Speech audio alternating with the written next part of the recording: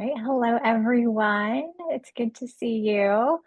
All right. Welcome to the November 2024 UCLA Tarjan Center Distinguished Lecture Series. I'm Dr. Jasper Estevio, Director of Training for the Tarjan Center, and it is my pleasure to be here with you today.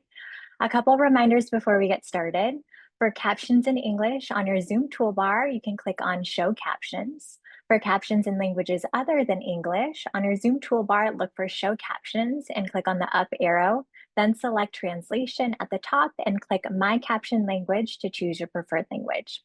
If you'd like to see English and your preferred language, click on Show Original and Translated Captions. Please enter your questions for our speaker into the Q&A throughout the talk, and we'll facilitate discussion at the end of the presentation. Please also complete our evaluation survey to provide feedback and suggestions for future lectures. The link to the evaluation survey will be sent in the chat today, as well as in a follow-up email later this week. Lastly, after today's lecture at 1 to 1:30, we'll have our UCLA Tarjan Center Research and Resource Exchange. This is an optional opportunity for our attendees to learn about research studies and community resources from our faculty and staff. Dr. Christine Moody, Director of Research for the UCLA Pierce Clinic, will be sharing a few research opportunities, and our audience can ask questions and learn how to get involved. Okay, and with that, I will introduce our speaker for today. All right. Dr. Eric Endlich is a clinical psychologist and founder of Top College Consultants, which guides neurodivergent students nationwide through the college application process.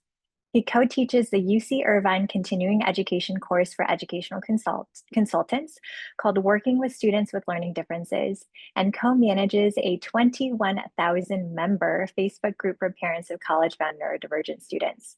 Dr. Endlich has served on the Learning Differences, Neurodiversity, and Diversity, Equity, Inclusion Committees for the Independent Educational Consultants Association, or the IECA, and he was honored with the IECA's Making a Difference Award for contributions such as a database for neurodivergent or neurodiversity-friendly colleges. A national presenter and professional writer, he is also a researcher on a project to develop college readiness software for autistic high school students, and a study to enhance student-teacher relationships for autistic children. Finally, he is a neurodivergent parent and adult. Please join me in giving a warm welcome to our speaker, Dr. Eric Endlich, who will be presenting on college readiness and transition for neurodivergent students. All right, thank you, Dr. Endlich, for being here today. Thanks so much, Jasper, and thanks to everyone for coming today. I am thrilled to be able to talk to you about this subject, which I'm really passionate about. I'm Eric Endlich. My pronouns are he, him, and the only correction I have to make to what Jasper said is that the Facebook group is now 23,000 plus, and you'll have a link to that available if you're interested. So we are talking about college readiness and transition for neurodivergent students. There's my contact information, eric@topcollegeconsultants.com. We help with every aspect of the college applications process. That's choosing high school courses, building a college list, writing the essays, filling out the Common App or UC App, other platforms, helping with prep for interviews, choose gap year and summer programs, you name it. And also, of course, finding the best deals in terms of scholarships and financial aid.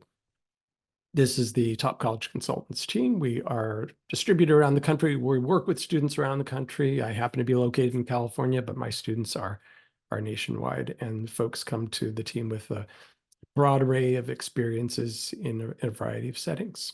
This is the name of our Facebook group, Parents of College-Bound Students with Learning Disabilities, ADHD, and ASD. I know it's a mouthful, but there you have it. And it's a great place for parents to learn from other parents. Has anyone sent their kid to this college or this camp or this program, or had this problem with their kid or their school district? So it's a great place for parents to get resources and support from each other.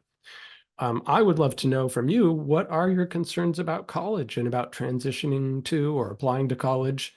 Feel free to enter them, and we will try to get to as many as possible at the end of the talk. I like to start with this concept. I used to say this regularly, that getting into college is the easy part, and people kept saying to me, I really like that idea. And so I wrote an article on that with that title from last year for the Grown and Flown blog. And the idea is that, we're so focused in this culture on how do we get into college, how hard it is to get into college, what do I need to do to get into college, that we're not thinking enough about what do you have to do to get through and get out the other end? What do you have to do to be ready for college?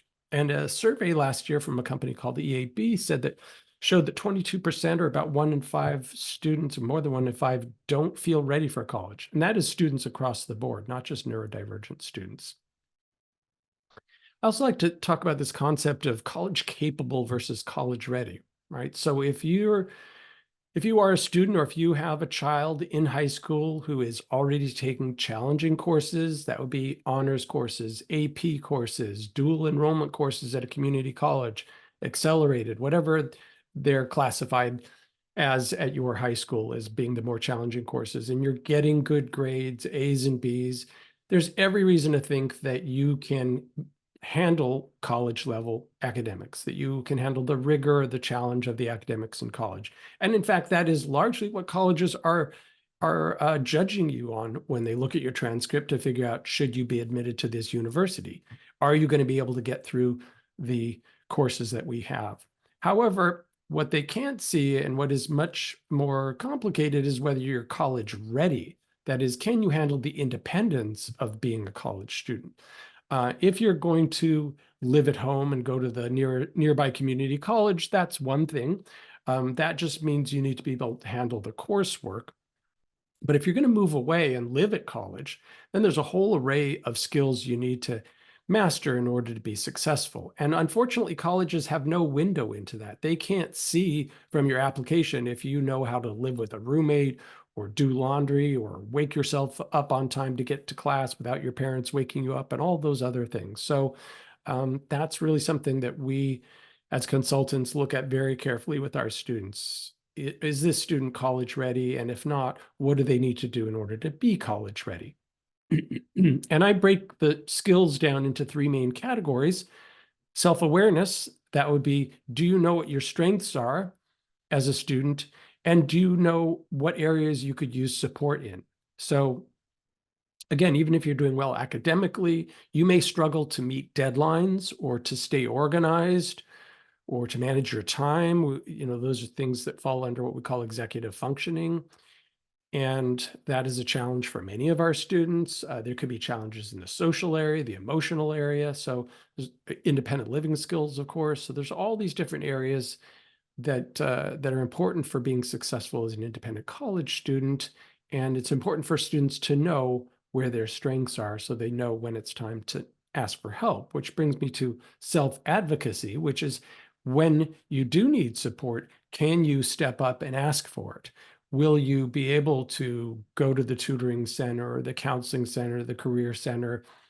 Can you ask for help? And can you persist if you run into difficulties? So if you go on a website and it's not working, you try to make an appointment and make a phone call and nobody's answering, can you persist in order to get the resources that you need to be successful? And I'm a special needs parent myself, so I know as a parent how easy it is to sort of be in the driver's seat, to advocate for your child, to sort of be on the front lines, fighting their battles, making their appointments, talking to their teachers and counselors.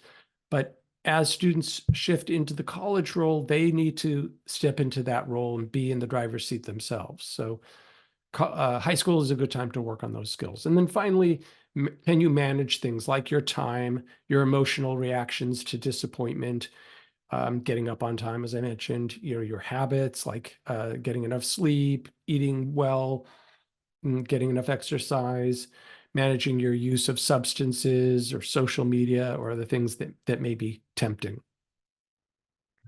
So why is self-advocacy in particular so critical? Well, part of this has to do with the way high school and college are structured differently. Now, and if you've been to college yourself, some of this will be familiar to you. In high school, students have typically a fairly long day that's very structured, lots of hours in class. So they get up, they quickly get ready for school, go off to school. They're there for a good chunk of the day. They come home, they do a bit of homework, Maybe they have band practice or sports practice and dinner and some more homework. And before you know it, it's time to get up and do it all over again.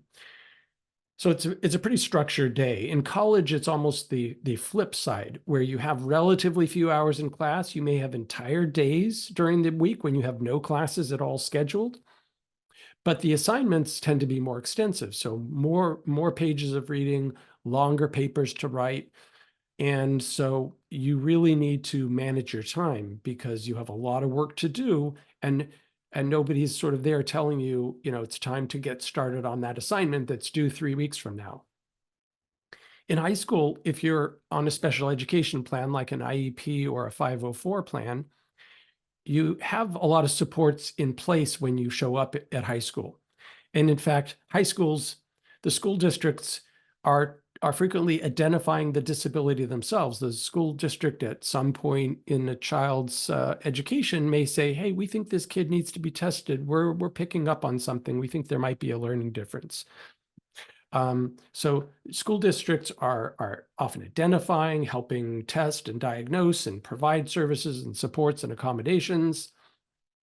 And there is a legal obligation from the IDEA law on school districts to ensure that students are successful, that they're making effective progress. In college, there are lots of supports available, and we're going to talk about what some of those are.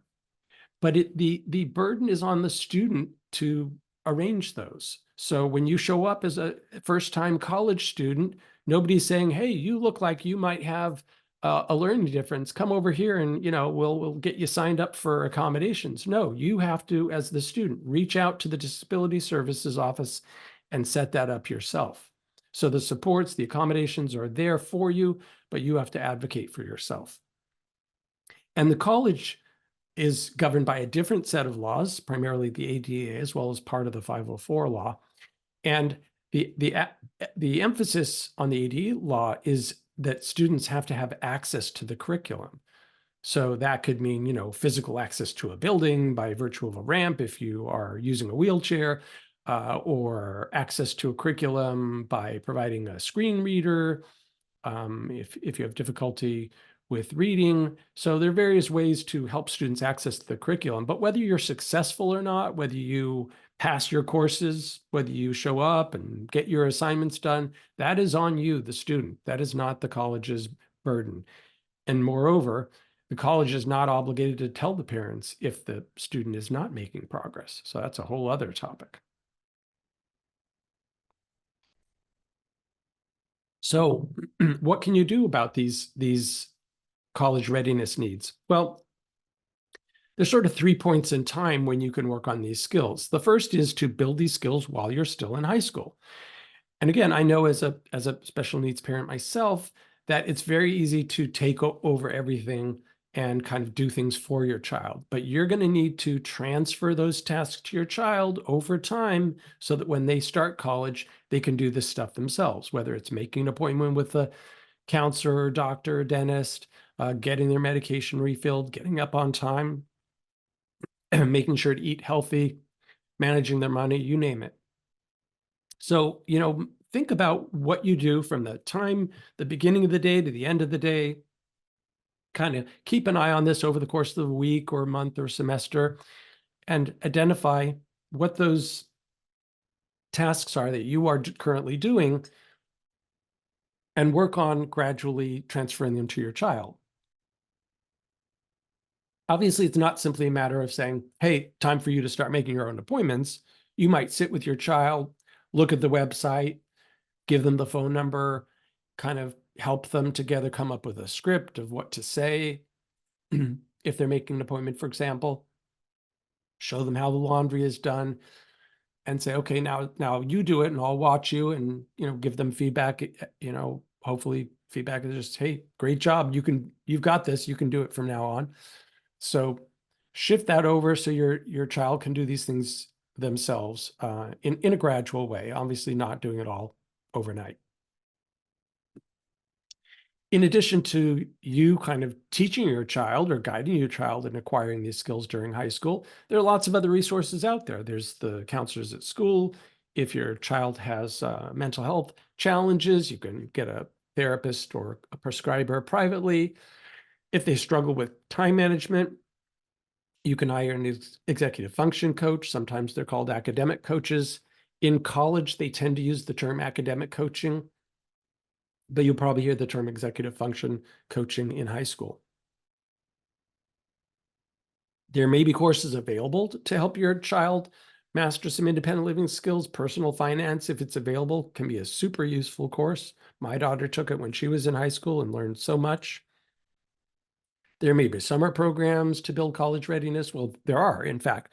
And we often guide our students to summer college readiness programs for neurodivergent students. There's even one that happens during the school year in high school. So there are programs to help with these skills. It doesn't have to be all on you, the parent. So in addition to the time period that occurs during high school, there's the time between high school and college. Now, some students just go to a summer program between high school and college, but you can take an entire year if you've applied to college and gotten in senior year. You can say to the college, I'm going to defer for a year while I build my college readiness. And you can do that through any number of ways. So you can just get a job, which helps you save money for college and build all sorts of skills in dealing with people and being responsible. You could start your own business. That may sound surprising, but I've seen plenty of teens who had their own business, whether it was, raking leaves or dog walking or babysitting or baking. You can develop an independent project. Maybe you're creating a website or an app, volunteer work or community service, or you can enroll in a year-long college readiness program for students with learning differences. And there are several of these, and lots of our students have had great experiences with these. So we talked about building skills in high school, between high school and college, and of course, you can continue building these skills in college. No one's saying you have to have mastered all the skills by the time you start college. Obviously, even neurotypical students are still learning and growing even while they're in college. So that could be through a learning support program that's offered at the college, could be a wellness community. In other words, some colleges will have a specific floor on a residence hall or even a dedicated residence hall for students who want to focus on being healthy, on staying clean and sober, things like that. Most colleges have free mental health counseling available, academic advising, career counseling, free peer tutoring, a very common benefit in colleges, sometimes professional tutoring, sometimes that's at a fee. So lots of resources at college to help you build your skills. I'll talk about some more resources shortly. So you can continue building the skills in college. And I also want to talk about the different levels of support available in college. And there's no real official categorization. This is just a rough categorization that I came up with. And the most foundational level is disability accommodations. Now, colleges are required to give disability accommodations through federal law. And every college, for all practical purposes, every college you're likely to look at has this available. So if you tour a college and they say, hey, you've asked us about your kid who has ADHD or dyslexia or autism, great, we have this great disability resources center, and we can provide accommodations like extra time on testing or testing in a distraction-reduced environment or a note taker. That may sound great, but keep in mind that is something that all colleges offer. So that's sort of the basic level you can expect pretty much anywhere in the US. Some colleges on top of that will have additional services. I think of this as sort of like a la carte services. Excuse me, I'm getting over a cold. So something would be like an a la carte service would be academic coaching. In addition to that, some colleges have a comprehensive learning support program. And that may be an additional cost. Typically, it is an additional cost.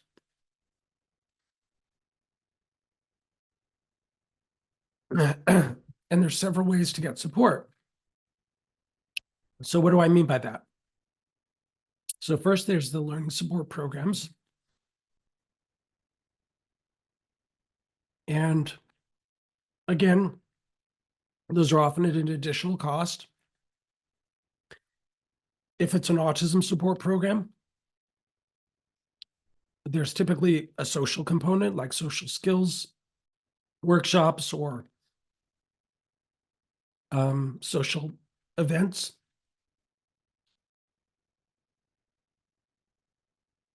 And students typically have access to these programs throughout college. You can also get support from outside the college by hiring your own executive function coach or therapist. There are private comprehensive programs, and there are support programs that are residential where the student lives there.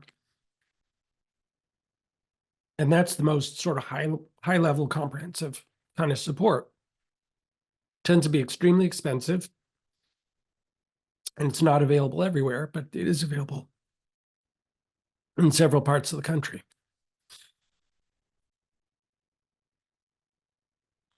So I asked parents of neurodivergent students in our Facebook group, what do you find to be the most challenging part of applying to college?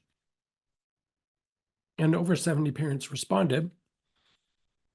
And the number one thing they said was finding autism and disability support in college. Along with that were some of the other common things you'd expect, like choosing right colleges, writing essays, managing time. And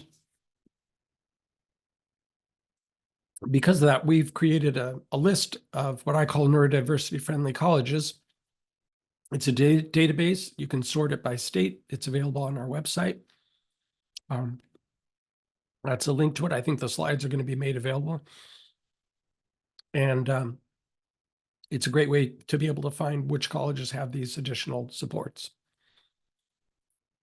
I also ask parents, when it comes to choosing colleges, what are the most important factors for you? And the top 4 things they mentioned were majors, executive functioning support, college vibe or culture, and quality of disability services. And so 2 of the top 4 factors involved disability support, executive functioning support, and disability services. I mentioned before that there's a lot of resources available on college campuses. Again, I asked parents, what do you see as the most important resources? And the top 3 that they mentioned were Disability Services Center, academic coaching, and the Autism Support Program. So other things like clubs and tutoring were cited as well, but not nearly as critical. I always encourage students to be familiar with all of the resources. And when you go to freshman orientation, they're going to talk about this stuff. How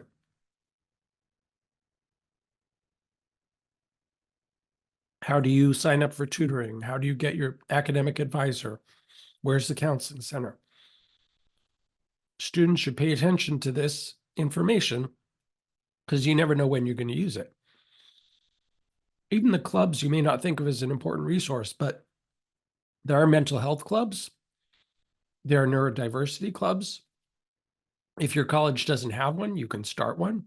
I see students starting these every year. And of course, disability services, super important if you're going to need disability accommodations. I'm going to talk about one last topic before we go on to Q&A. This is a question that comes up a lot, so I put it into the talk because otherwise it's going to come up as a question no matter what, which is, what about disclosure? Should my student or does my student have to disclose their disability, when they're applying to college? And The answer is it is completely optional. So to simplify it, totally up to the student. And we empower students when we're working with them to make decisions about where they want to apply to college, what they want to study, and do they want to share this part of their identity? Colleges don't ask you when you're applying whether you have a disability, and there's no reason to think that it's going to help you or hurt you if you disclose.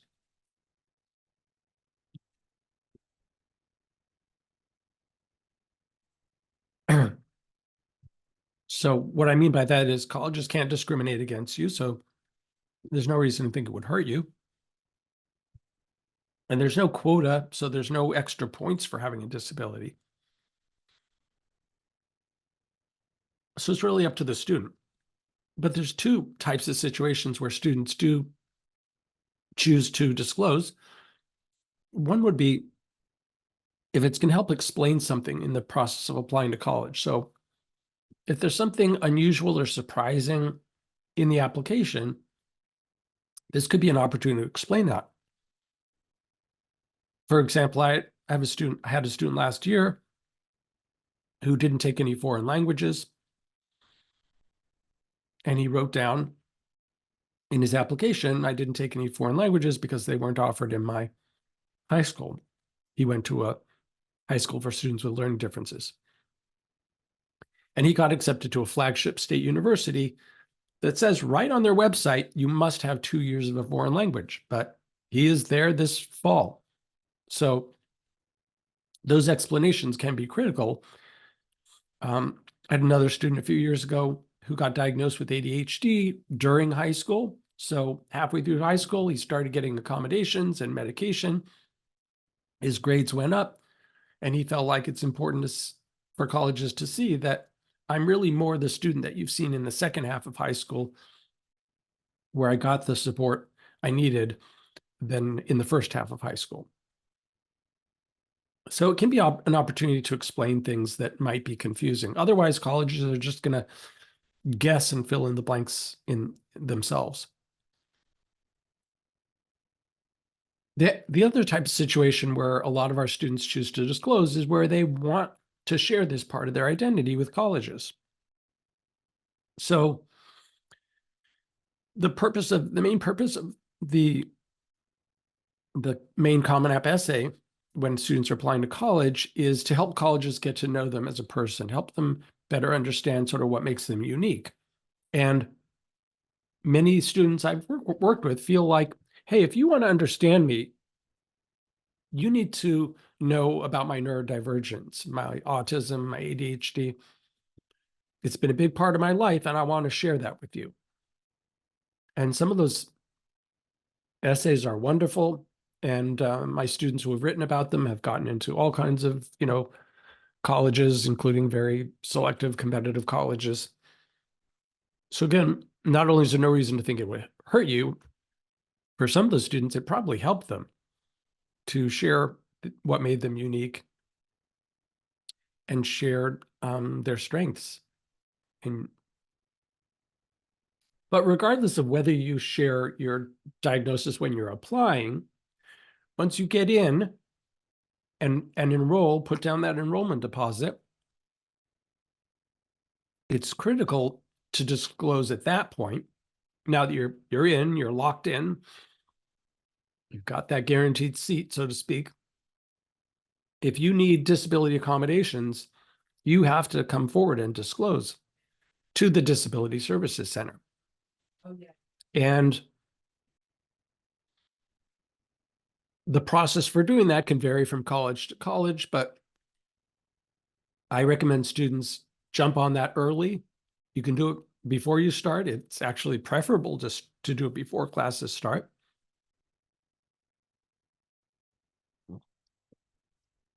And there's a good chance that you're going to have to talk to your instructors as well as disability services.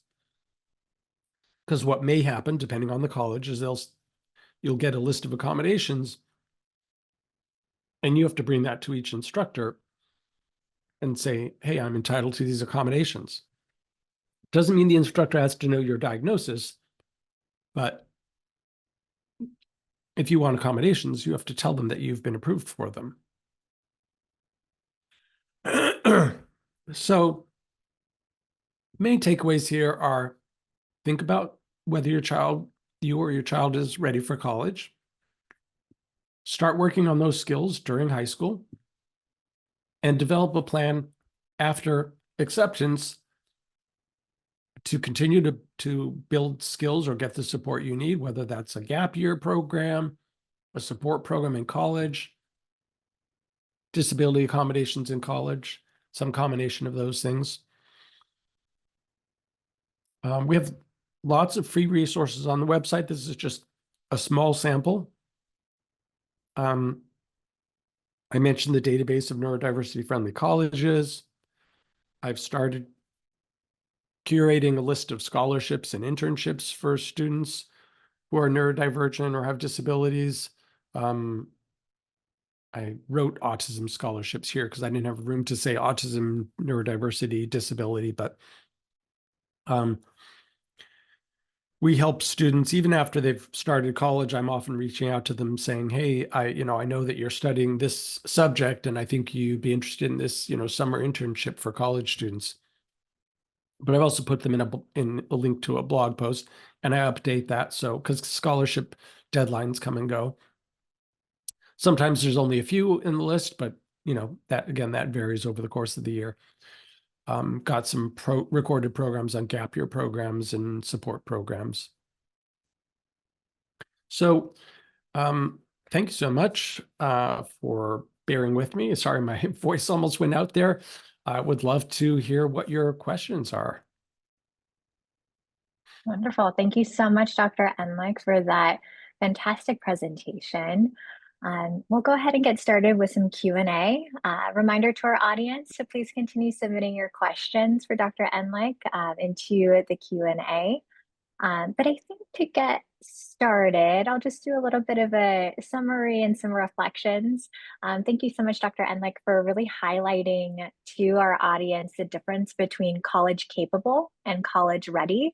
I think that is such an important distinction when we think about how do we prepare our students through elementary all the way through high school, but really that next step, which requires so much more in terms of independence, self-advocacy, as you've highlighted, and that day-to-day living skills, right? Because unfortunately, we oftentimes see some students who fall through the cracks, and there's this failure to launch in the next step in navigating independence schedules, as you had said, all of the different appointments. So really highlighting that difference between college capable and college ready. And then truly emphasizing the importance of self-advocacy as truly essential in this next step. Seeing more questions into the chat. But why don't we start off with just some clarifying questions. So Dr. Endlich, can you talk a little bit more about differences through how a student might have a 504 plan or an IEP, and how those supports may or may not transfer into college, and how a student might navigate that? So does a student's Sure. 504 or IEP transfer into college? Sure. The simple answer is no, absolutely not. It's a clean slate. So think of it as sort of a reset starting over in college. Whatever you got locked in and approved for prior to college, none of that is guaranteed in high school. None of that is guaranteed in college. So in fact, colleges may not even want to look at your IEP or 504. Now, I say may because, again, colleges sort of set their own policies. It's not as standardized as it was in high school. So some colleges on the sort of more stringent end, this would be sort of one extreme of the spectrum, will say, like, the only thing we will accept, this is for students with learning differences, obviously medical disabilities and physical disabilities is separate, but for a learning difference, they may say, we need a neuropsych evaluation. It has to be in the last 3 years. It has to have these certain tests included. You have to have a certain, so that would be an example of sort of a more narrow requirement. On the other end, I've talked to college disability services staff who've said, we will take whatever you bring us. If all you got is a 504 plan, we'll work with that. If all you've got is a neuropsych evaluation that's 8 years old, we'll work with that. So you don't have to rush out and get a new evaluation without knowing what the specific college requires. But they are going to make their own assessment as to what accommodations you are approved for or you deserve based on their reading of the documents and a conversation with the student. Parent may or may not even be able to participate in that conversation. Again, depends on the college. But parents typically don't play a huge role in that conversation. Colleges are sort of treating students like they're adults, saying, tell us what you need to be successful, and let's figure out if that's something that you are legally entitled to. Now, that may sound disappointing. It might sound like, oh, that's, it's not going to be as good. But colleges typically, in many cases have more resources than your high school did, and they may actually have more assistive technology options than you had at your high school. So there might be things available that, weren't on the table before. And we're talking about this like we're focusing on academic accommodations. There's also accommodations outside of the classroom, like residence hall, single room in a residence hall, certain accommodations in the dining hall. So, what does your child need? What are their diagnoses? And that is a dialogue they'll have with the college. Also, one other key difference that I didn't mention before is that in high school, accommodations, modifications, services, those are all sort of jumbled together. Here's your IEP and here's all the stuff you're entitled to. And you as a student or a parent may not have a clear distinction of like, well, which ones are accommodations and which ones are modifications. Colleges are pretty clear on this. And so extra time on testings, typically, it's a pretty common accommodation, not a big deal. Extra time to complete accommodations is a very different thing. That's common in high school, not very common in college. Reduced assignments in high school, not that unusual in high school. You don't have to do as many math problems.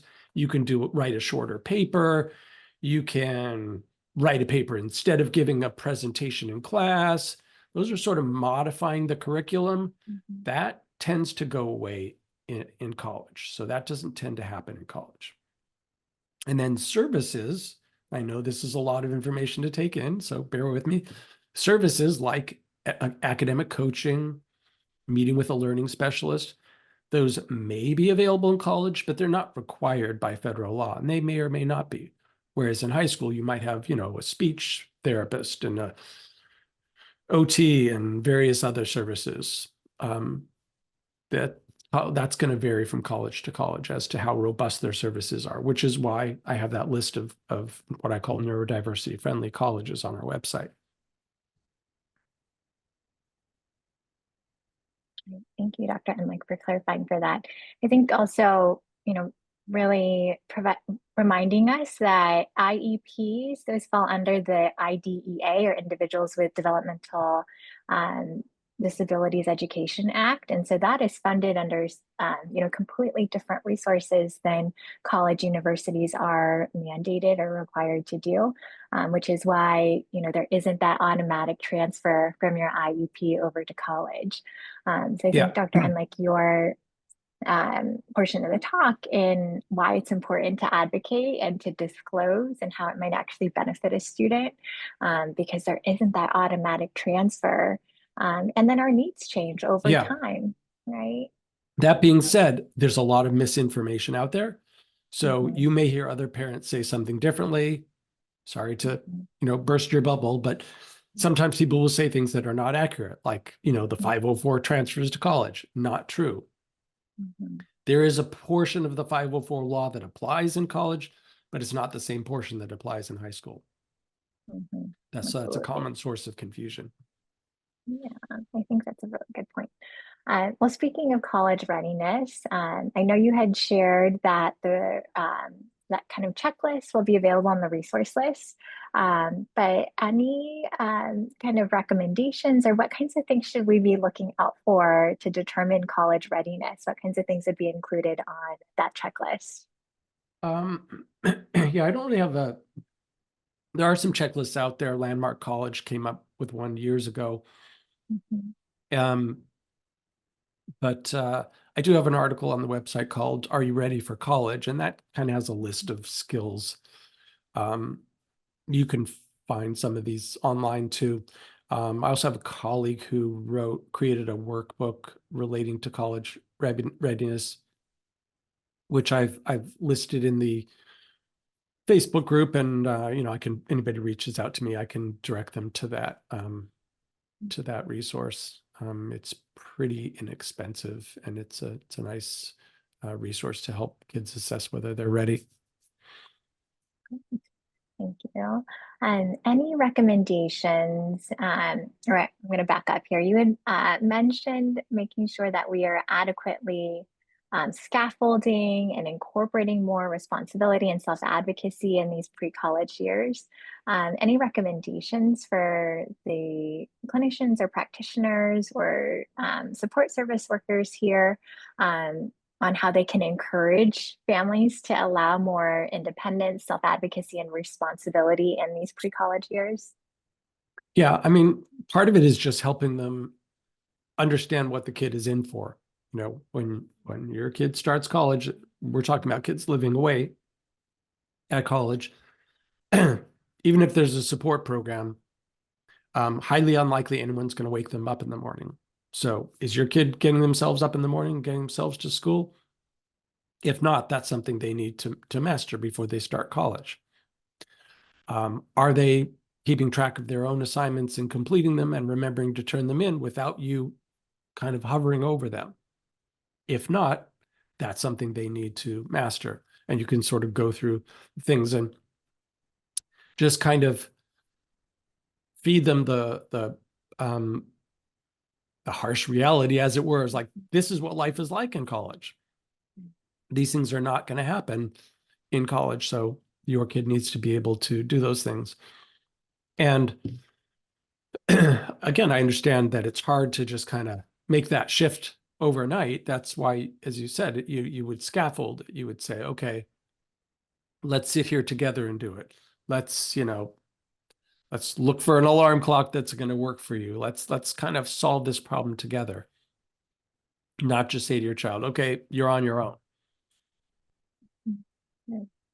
And I think also identifying, right, what are some of those gaps? How can we make sure that we're providing enough time to scaffold them?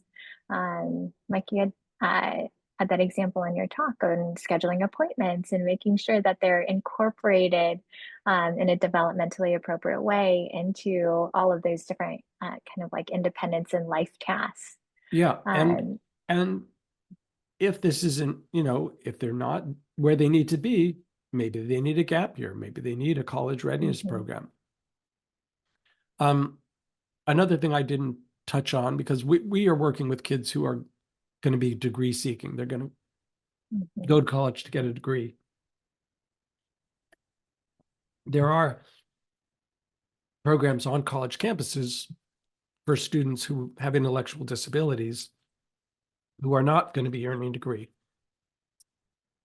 And I know of these programs, but that's not the population we work with. But there are programs out there. So parents of those students should know that there are programs on college campuses for their students, even if they have intellectual disabilities.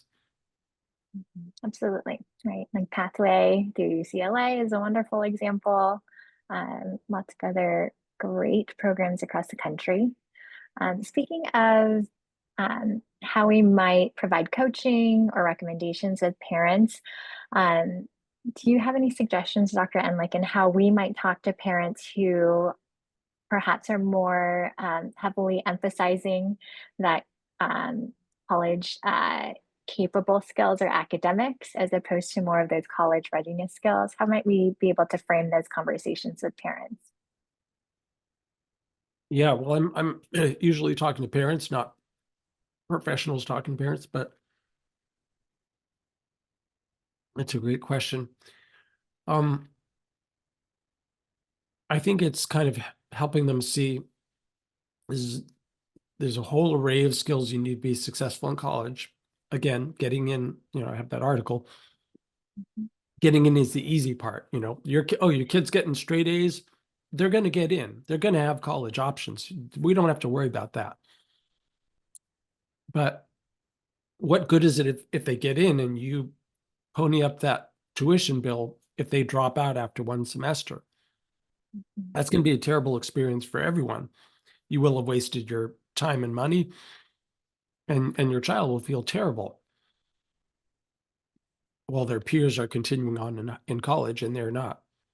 So we need to be sure they have the full array of skills so that, when you drop them off at college and drive home, you can sleep well at night knowing my kid knows how to do laundry. My kid, has certain things under control, whether it's mental health, social skills, time management, whatever it is, or they're in a program that's going to help bolster those skills. Whether it's a program located at a college or a private program that they're adding on to the college. There's also a couple of colleges. I didn't have that slide in this particular program. There's 2 colleges in the country exclusively for students with learning differences. So that's an interesting option for some students. I think all will be available on the resources, lots more to come. And the slides and the recording for today's lecture will be available on our website in just a couple of weeks.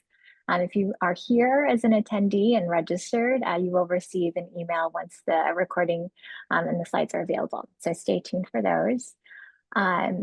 Another question that I'm seeing here, Dr. Endlich, is how might families pay for some these programs and services? Are there scholarships like you had mentioned? Or for those of us in California, families are part of self-determination. Do you know of ways that families can use that funding to pay for some of these services? Sure. So, in terms of affording colleges, the most important factor is building the college list carefully and choosing colleges that are going to be affordable. Obviously, the sticker price of a public university and private college is different. Right. Sometimes private colleges have very generous scholarships, whether it's based on financial need or the student's capabilities. So we are very thoughtful in helping students build lists that are going to be appropriate for their family financially. If you haven't really considered that in building the list and then you end up with a college that is not affordable, it's going to be really an uphill battle. So if you pick a college that's in your price range, that's taking into account the scholarships they're likely to give, then that's half the battle. And colleges vary tremendously in terms of how generous they are with aid. So it's not a standard thing. And the biggest scholarships, by and large, are from the colleges themselves. So sure, there are outside scholarships. And again, I track those, but those tend to be relatively small. It's nice to get $500 here, $1,000 there. But it's generally not going to be a make or break amount if you can't afford college in the first place. As far as the programs, the regional center has been known, that's a system in California for those who are not in California, has been known to pay for the program fees for some very expensive support programs. They may not pay for rent or tuition, but they may pay for the support program.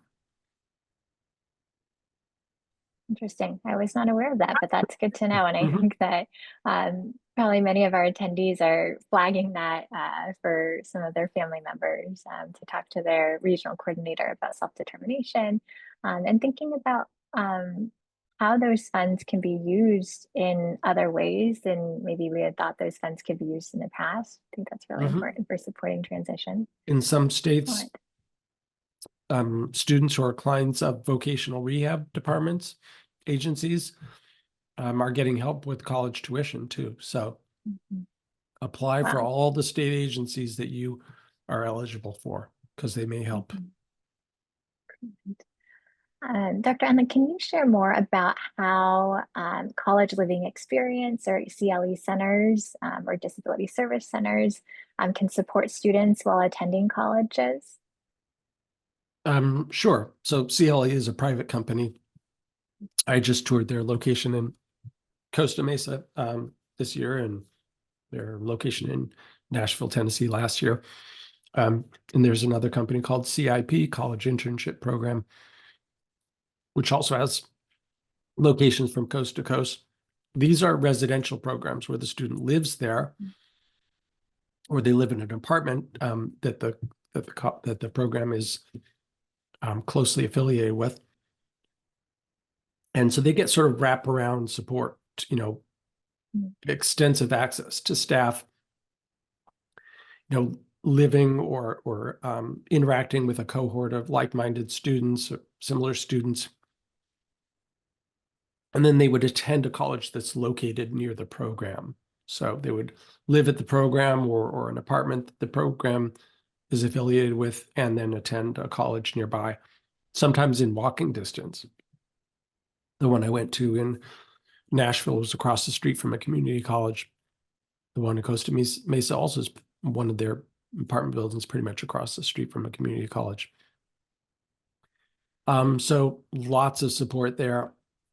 Again, it tends to be the most expensive option unless the regional center or another agency is paying for it. But they can help with the broad array of skills, whether it's time management, social, emotional, et cetera. I'm not sure if I completely answered the question or not. I think so, but to the audience member that submitted that, please feel free to jump in if there's additional clarifications. I think also, in the last couple of minutes, Dr. Endlich, um, maybe a discussion on how we can evaluate programs and know that they are a good fit for our students. Any suggestions on how we might be able to like have an understanding of what questions we want to ask, what things we want to look out for? How can we evaluate these types of programs? Yeah, well, I actually have another blog post on the website. What questions should I ask student disability services? Because I'm, frequently urging families, talk to disability services as early on as possible. Ideally, when you're touring colleges to figure out whether to apply there, to see if it's going to be able to support you. Occasionally, colleges are reluctant to meet with you if you're not an enrolled student, but some colleges are very, flexible about that. So like I said, I have a list of questions on a website to help sort of suss that out. You want to look at, what is the level of support? Is it just accommodations, or do they have some services above and beyond the basic level? Another piece I didn't talk about is the culture of the college. So there's colleges with support systems, and then there's colleges that are inclusive in terms of their culture, in terms of the student body.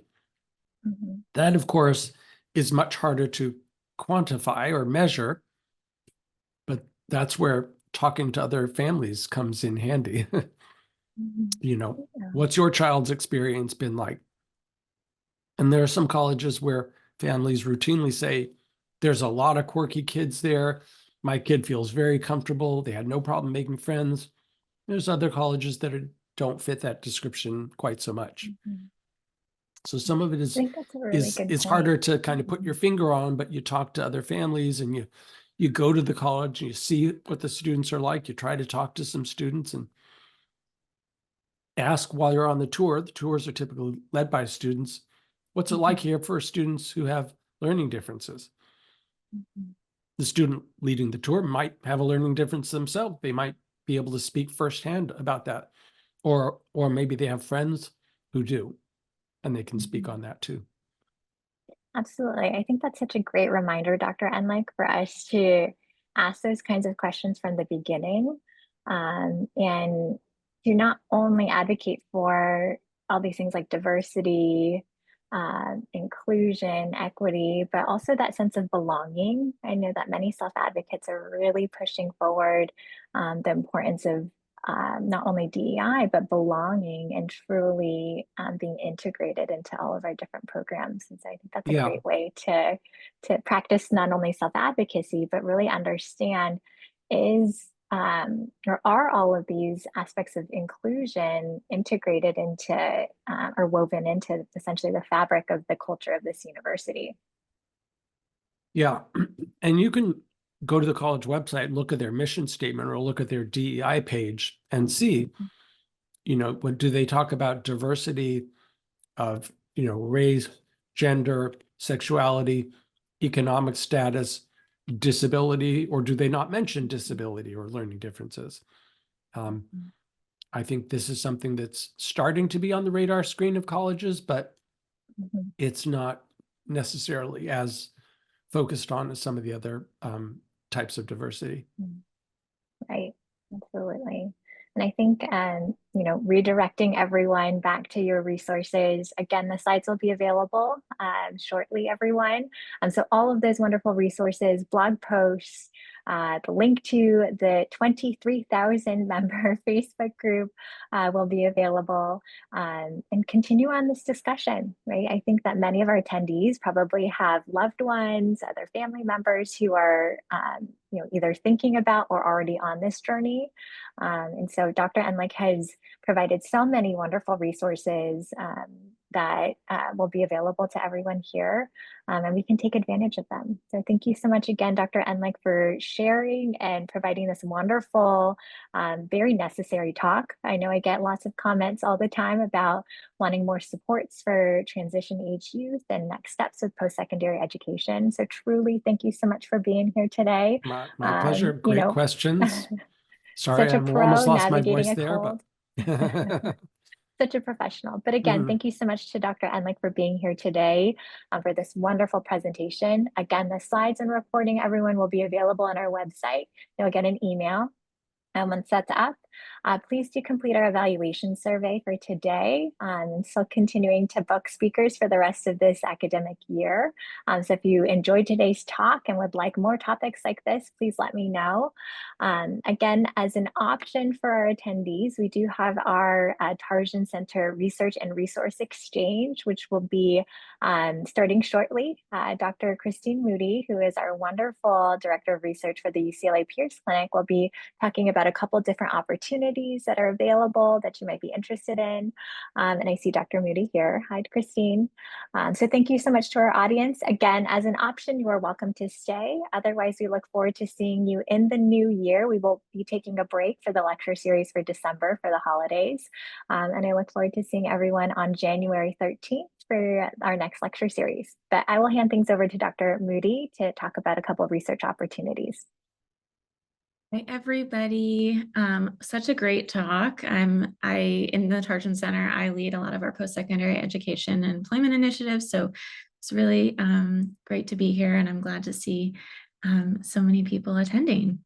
So today I'm actually going to be sharing a little bit about some research opportunities and resources offered through the UCLA Peers Clinic. So I'm going to share a few slides for those of you who are going to are able to stay on or interested in staying on. So as Dr. Estevio said, my name is Dr. Christine Moody. I'm the Director of Research at the UCLA Peers Clinic. I'm also a licensed clinical psychologist by training, and happy to be here today with you.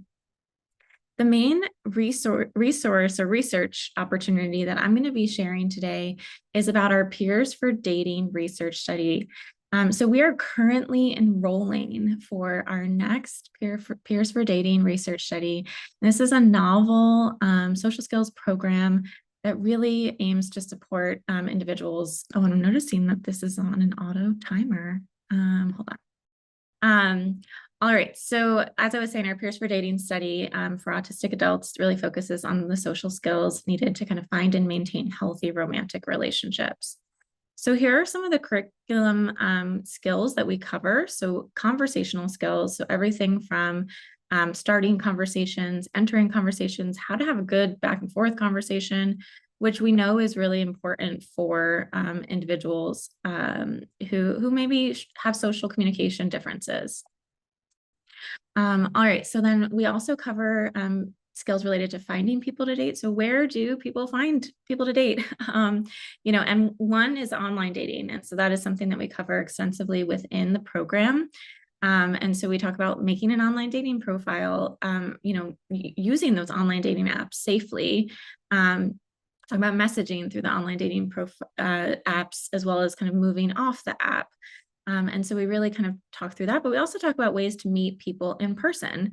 We talk about letting someone know you like them. So kind of those flirting skills, asking someone out on a date, and how to go about that in a way that's likely that the person will say yes. We want to be doing some reconnaissance work with that flirting beforehand. We also go over handling rejection. If we ask someone out on a date, we have to be prepared, to that the person might say no. We talk about going on dates, dating safety, planning dates, beginning and ending a date, how to handle the check, how to handle the goodbye, what the physical touch, the kiss, etc. About relationship boundaries. So, having that conversation about defining the relationship. How do you go from casually dating to maybe being more mutually exclusive or more serious? How do you approach that conversation? And honestly, these skills are tough for everybody. And we all rely on kind of our coaches in our lives, our friends, family members, to kind of help us guide us through these conversations. We talk about handling conflict in relationships, sexuality and sexual intimacy, as consent, as well as ending relationships or breaking up. So that's an overview of the curriculum, and just a brief overview of the program approach. So similar to our other peers programs that some of you might be familiar with, we have friendship focused programs. We conduct peers for dating in a group format, so 90-minute group sessions. We use didactic lessons to really help break down these dating skills into kind of concrete rules and steps. And we give examples. We use role play videos to talk about and see and discuss kind of examples of helpful behaviors and risky behaviors when we're dating. And so risky meaning, that might not work out so well for us if, we approach someone in that way when we're, trying to flirt. Let's see, practicing skills in the session. So in every single session, we, make sure to set aside some time to practice whatever we learned that day. And we give our participants feedback on, on how they're applying the skills, and they can ask questions.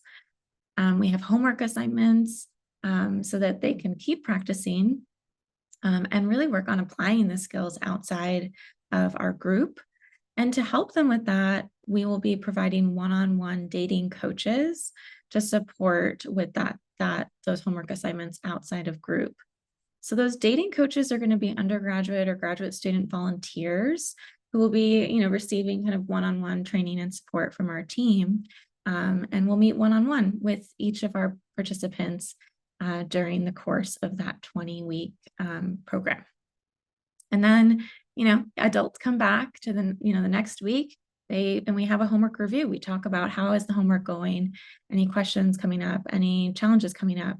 And we give individualized feedback and really help support all of our participants towards their goals.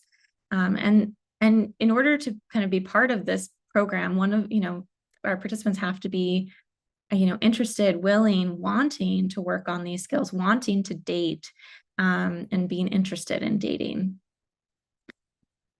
So in terms of the overall flow of the research study, I know this is small font, but I'm going to kind of zoom in on different parts of it. So first thing I want to highlight is that there are 3 different assessment points, and depending on when you enroll, it'll be over, about between 10 to 12 months. So we'll have an assessment before the program begins, as well as an assessment right after the program ends. And then we'll be doing a follow-up assessment 20 weeks after the program has ended. I want to talk a little bit about our randomization. So every participant who's enrolled into the Peers for Dating research study will be randomized into one of three groups. So it's kind of like flipping a coin, like, it's completely random. We don't have control. And so these three groups, one is a no group option or a control group option. And that's really to be able to see kind of are our, Peers for Dating groups benefiting people, above and beyond the progress that, someone might make, just working on this on their own. And then we have a virtual group option. So people might be randomized to receive the group over telehealth or Zoom. And then we have an in-person group option. So you might be randomized to receive the in-person group. And that comparison will really help us determine whether or not the program is most effective over a certain modality. If we find that the virtual group and the in-person group have similar benefits, then that's really great news, because it means that we can reach a much wider audience or, group of people, being able to offer it on telehealth. And that's what we've found with our friendship making programs, that there's really very little differences in the benefits in our Peers for Young Adults and Peers for Adolescents programs. And so we're hoping and expecting that that'll be similar, but we want to test that. Our virtual and in-person groups will be starting in January. So we've got a couple months of enrollment still, but definitely reach out if you or anyone you know might be interested, because we are filling the group up fast. I will say, though, at the very end, after we've done the third round of assessments, everyone will be getting some peers program. So at the very end, the control group as well, or the no Peers for Dating group, will be receiving a virtual boot camp. So our Peers virtual boot camp is actually a really incredible resource, and this is available for anybody to pay for, kind of, if they're interested. But as part of participating in this study, it will be given to all of our participants for free. So some details about our Peers Virtual Bootcamp. So this is, it's a 35 episode program. It's going to be available on our YouTube, and it covers all of the skills that are taught in our Peers for Adolescents and Peers for Young Adults program. So those are our friendship focused program. However, that Peers for Young Adults program does have a few sessions on dating. So it does cover skills related to dating, as well as conversational skills, which are applicable to both friendship and to dating. It's a $500 value. And what's really cool about it is that you can go at your own pace, and access never expires. So this can be an ongoing resource for our participants who, after they complete the program. And the episodes are recorded by Dr. Elizabeth Lageson, who's the developer of the intervention or the program. So you're really hearing it from, the best expert possible. She's the founder and director of our clinic. All right. So some basic eligibility. So if you're thinking about this might be interesting to you or someone that you know, person. It's for autistic adults, 18 to 45 years old. Because we have that randomization process where people might get the virtual program, they might get the in-person program, we do need our participants to be willing and able to attend the Peers for Dating groups in person at UCLA or to attend virtually. And so, if you are somewhere, further away from Los Angeles and wouldn't be able to come to UCLA weekly for the Peers for Dating program, you can still definitely reach out to us, and we are gathering an interest list for people who would want to do virtual in the future, because we do plan to be offering this in the future more as a kind of clinical service. As I mentioned before, also have to be kind of currently interested in dating and developing romantic relationships, because we think the program really works best when you're ready to apply the skills. So every once in a while, we have families or adults that come and talk to us about they're interested in Peers for Dating, but they're more interested for it for the future. They want to take the class and learn the skills, but they're not ready to date yet. And I think that certainly there's definitely benefit, because what we just teach good social skills, and these skills are going to be useful for them in the future when they are ready. And at the same time, we also think the program is not as effective, because then you're not taking advantage of all of the supports, the coach, the one-on-one coaching, the individualized feedback that we're going to be able to offer, and support and troubleshooting as you are applying these skills, and putting yourself out there, and maybe starting an online dating profile, or maybe joining a new social group that's based on your interest, to see if there's anyone that you might connect with. So we are asking for the purpose of the research study that all our participants are interested in dating and developing romantic relationships. So if those basic eligibility criteria kind of sound good, or meet your then feel free to reach out to us at the Peers Clinic. I have my email, or our email, down there at the bottom. And then we'll do a phone screen and an intake assessment to screen for additional eligibility criteria. So that'll include some assessments related to cognitive ability.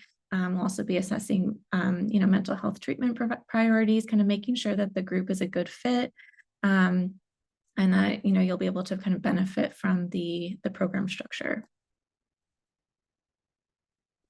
All right, so that's the Peers for Dating research study. And I'm going to quickly just show you a couple other resources that the Peers Clinic has, and talk a little bit about those. So I already mentioned the virtual boot camp. That is something that'll be available to all of our Peers for Dating research participants, as a thank you for participating in the study. But you can, purchase this independently if that's of interest as well, without participating in the study. So it's a $500 value, and it's on, there's more information on our website. A couple other, resources. So we have our ongoing friendship-focused programs. So we have programs for preschoolers, teens, and young adults. We have in-person and telehealth options. We have clinical groups that take insurance. We have educational classes that are able to enroll families from around the world. So please reach out if you or someone might be interested in participating in a social skills program. And these social skills programs are open to anybody. There's no diagnosis required. Anybody who's, maybe struggling socially, or just interested in working on these skills, and building their ability to kind of make and keep friends. Let's see. We also have a book that the developer of the program, Dr. Elizabeth Lageson, wrote, and she really wrote this with families in mind, for families who may not be able to access a peers group. So this is available on Amazon. I think it's about $15 or so. And it covers a lot of the friendship skills that we talk about, as well as skills related to handling and rejection and conflict in friendships, as lessons, social coaching tips for parents, chapter summaries written for teens and young adults, as well as homework assignments to kind of move through at your own pace, like a self-help kind of book, and a companion DVD that shows some of the role play videos. We also have a Peers app that is available for free on iOS and Android. And again, this kind of goes through the content and shows the role play videos and little quizzes. And it's like a game where you advance to different levels. So very cool resource there too. So for providers or professionals that might be interested in using the Peers programs in their practice, we do offer Peers training seminars. So professionals can become a Peers certified provider, and this is through a 3-day teleconference over Zoom. So they're full days, 8 to 5 p.m. on Zoom, $500 per person. And we give lots of resources to our providers, including PowerPoint slide decks, to really enable our providers to hit the ground running in forming their own groups. I'll also say that a lot of these skills, even if you're not running your own peers group, in the 16-week fashion, for example, it's really helpful as a provider. So I'm a licensed clinical psychologist. I've used, I've pulled individual skills or a few different lessons, when I'm working with individual clients, based on their individual needs or things coming up for them in their, social worlds. So I highly recommend that. We also have Peers professional manuals that are available for purchase on Amazon. So this top left one is our adolescent program. There's also a school-based version of the adolescent program here on the bottom left. We have our young adult program, and then Peers for preschoolers. The manual will be published in early 2025. So if that's something that you're interested in, definitely keep an eye out for that. And then last, or maybe not last, but almost second to last, we've got our UCLA Peers Clinic role play videos. And these are actually available for free on our website. We have them in a couple different languages as well. And so that can be a great kind of review or topic of discussion, kind of see example of what we mean by some of those socially helpful behaviors when making and keeping friends, or socially risky behaviors if your goal is to make and keep friends. And then we've got our Peers Clinic email list. So if you are interested in joining our email list, we send out monthly kind of big blasts about groups that are, open and available to enroll in, about new research studies, about training seminars.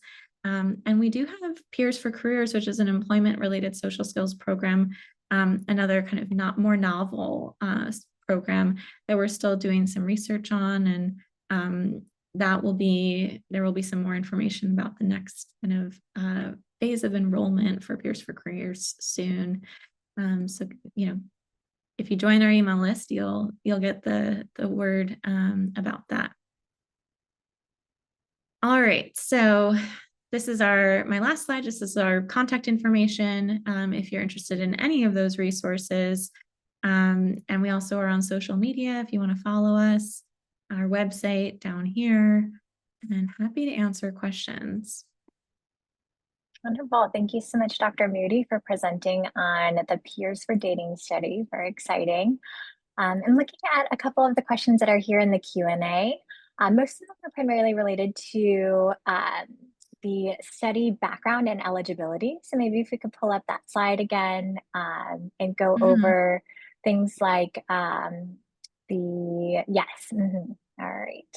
So maybe Dr. Moody, if you'd like to highlight again who we are recruiting and who might be a good fit potentially for this study. Yeah, and I'm just scanning through some of the questions. So great questions from everybody too. So just to answer a few. So since this is a research study, it is free. It is free for participants to enroll in the Peers for Dating research study. It is for adults 18 to 45 years old. So teens are not eligible to participate in the Peers for Dating research study. I will say that we do have some dating resources for teens if you want to reach out to our clinic about that. For example, people who have gone through our adolescent friendship making program can enroll in kind of an optional 5-week dating supplement. And so that's an option for teens, but it's not part of the research study. The research study is only for adults. Similarly, because we have that randomization component where we're going to kind of randomly, select people to kind of be in one of those 3 groups. So the virtual group, the in-person group, or to not receive Peers for Dating, but they'll receive the virtual boot camp at the end of the study. We do need all of our participants to be able to come to UCLA in person for this research study. So that means that you do need to be willing to kind of come weekly for the 20-week program. And that's because you could be assigned to the in-person group. It's random, right? Or you could be assigned to telehealth, and maybe that would be more convenient, but we don't have control in the research study. We're going to be randomizing. In the future, when we're offering this as a clinical service, which we hope to and plan to do, likely, I would think in 2026, we would be doing that. Then we'll be offering, in-person options and telehealth options, just like we do for our other friendship programs. And, then people could kind of choose which one to enroll in. Let's see. Do you see any other specific questions, Jasper, that I can? I think here, just the day of the week. Oh. I think we have that information up there on the slide. Yes, the day of the week is going to be on Thursdays. It'll be starting in January. And I'm seeing a question about whether adults with conservatorship are okay for the research study or can enroll in the research study. Yes, absolutely. We would just involve the conservator in the consent process and make sure that both the adult and the conservator feel comfortable with enrolling in the research study. I'm also seeing a question about kind of the level of support needs appropriate for this program. So for the Peers for Dating research study, part of our intake assessment is doing a cognitive assessment, and we are looking for individuals who have IQs above 70. And so that's kind of detailed or specific, but generally that would mean individuals who are verbal and would be able to follow along with a PowerPoint slide deck and participate in a kind of like a high school level class.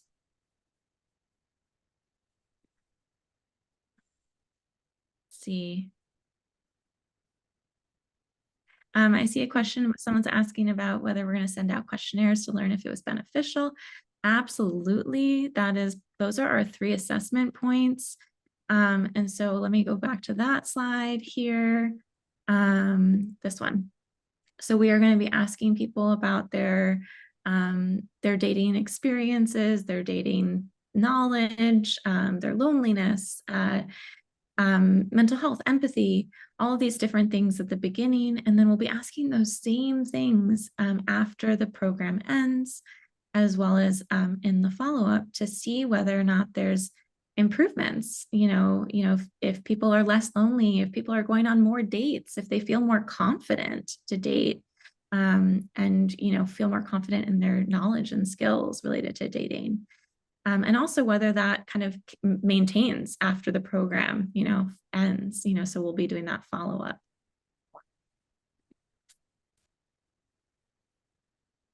All right, I think I answered most of the questions. I think so too. All right, to our audience, please feel free to submit any additional questions. And then maybe in the last couple minutes, Dr. Moody, if you'd like to put up contact information to remind us where we can reach not only you, but more information for upcoming peers, the Peers for Dating study and the Peers Clinical and Educational groups too. There's so many different programs, and I know for Dr. Moody and myself, having been trainees and part of the Peers program, it's really such a wonderful resource and such a joy to be part of these programs and to see the successes that people have after going through it. But I think that is it in terms of questions. I put my email in the chat since my email is not on the slide. Feel free to reach out to me.